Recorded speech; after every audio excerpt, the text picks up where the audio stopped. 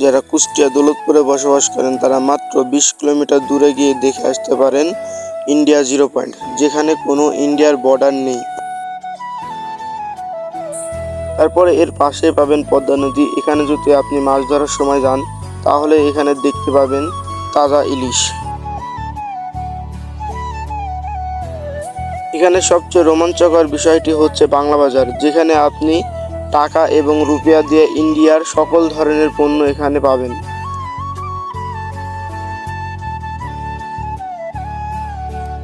জায়গাটির নাম হচ্ছে বাংলা বাজার। বাংলা বাজার যাওয়ার জন্য সর্বপ্রথম আপনাকে আবেদের ঘাটে আসতে হবে এবং আবেদের ঘাটে আসার পরে ইসলামপুরের এই ব্রিজটি ধরে আপনাদের যেতে হবে। ব্রিজটি পার করার জন্য আপনাদেরকে জন প্রতি 10 টাকা করে গুনতে হবে।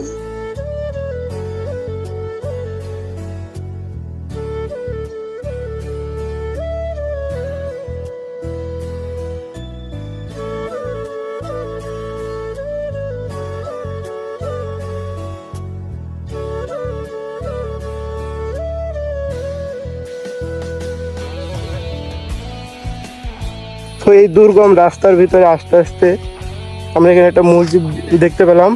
তো এখন আমরা একটু পানি খাবো, ধোবো না কারণ অনেক বালি, এটা আবার কাদাতে পরিণত হয়ে যাবে। এখানে অলরেডি হচ্ছে। গ্লাস নাই না কোনো?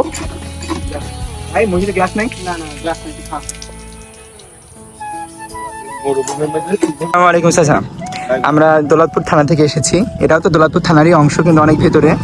তো জানতে চাচ্ছিলাম এটা কি এইদিকে ইন্ডিয়া কত দূর, মানে ইন্ডিয়ার সীমানা? এখান থেকে ধরেন মনে করেন যে গাছ চলে গেল এইভাবে, এই যে এই পিলারটা দেখছি, গ্রামের এদিকে ইন্ডিয়া, ধরেন এখান থেকে চলে গেল এটা। এগুলো সবই ইন্ডিয়া। তো বর্ডার নাই কেন? বর্ডার নেই, যে সবই বর্ডার। ইন্ডিয়ার এখানে দাঁড়া আছে, এটা ইন্ডিয়া। আপনি দাঁড়া আছেন ওটা বাংলাদেশ। মানে আমি দাঁড়াইছি, এটা হচ্ছে বাংলাদেশ, আর আপনি দাঁড়াইছেন ইন্ডিয়া। তার মানে এই যে আমরা সামনে যে একটা পিলার দেখতে পাচ্ছি, পিলারের এই সাইডে সবই ইন্ডিয়া, পিলারের এই সাইডে ইন্ডিয়া আর এই সাইডে বাংলাদেশ। একটা অদ্ভুত জায়গা, কিন্তু বর্ডার ছাড়াই এত উন্মুক্ত। দেখতে পারবেন আরো পিলার আছে, তারপরে পিলার আছে। ও আচ্ছা আচ্ছা, বুঝতে পেরেছি। মানে বর্ডারের এই পাশে ইন্ডিয়া, বর্ডারের এই পারে এই পিলারটার ওই পারে বাংলাদেশ। ওকে জি, ধন্যবাদ। চালা যাবেন সবসময় হাতের ডানে। সেদিক কোনো সমস্যা টমস্যা হবে নাকি? না, গাড়ি যাচ্ছে, আমরা সমস্যা না। আচ্ছা ঠিক আছে। সো ভিউয়ার্স, বড় অদ্ভুত জায়গায় আমরা দাঁড়িয়ে আছি। দেখতে পাচ্ছেন আমার বাইক, আর এখানে দেখতে পাচ্ছেন লেখা আছে বাংলাদেশ, অর্থাৎ এইদিকে সবই বাংলাদেশ। পিলারের এই পারে এগুলো সব বাংলাদেশ এবং পিলারের এই পারে সব ইন্ডিয়া। আমি আপনাকে দেখাচ্ছি ইন্ডিয়া লেখাটা, এই যে দেখতে পাচ্ছেন। তার মানে এখন আমি দাঁড়িয়ে আছি ইন্ডিয়াতে, আর এখন আমি দাঁড়িয়ে আছি বাংলাদেশে। বর্ডার বিহীন একটা রাজ্য বলা চলে এখানে। এখানে কোনো দুই দেশের ভিতরে বর্ডার নেই, এগুলোকে বলে জিরো পয়েন্ট। পিলার দ্বারাই নির্দেশিত করা হয় দেশের সীমানা।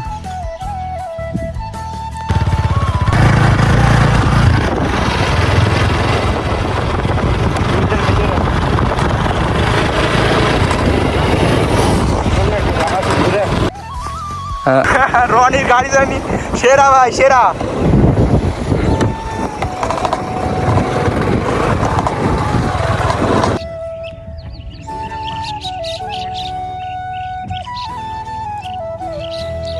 আর এইটা হলো পদ্মা নদী। এইখানে যখন ইলিশ মাছের ডিম পাড়তে আসে তখন এখানে আপনারা তাজা ইলিশ দেখতে পাবেন।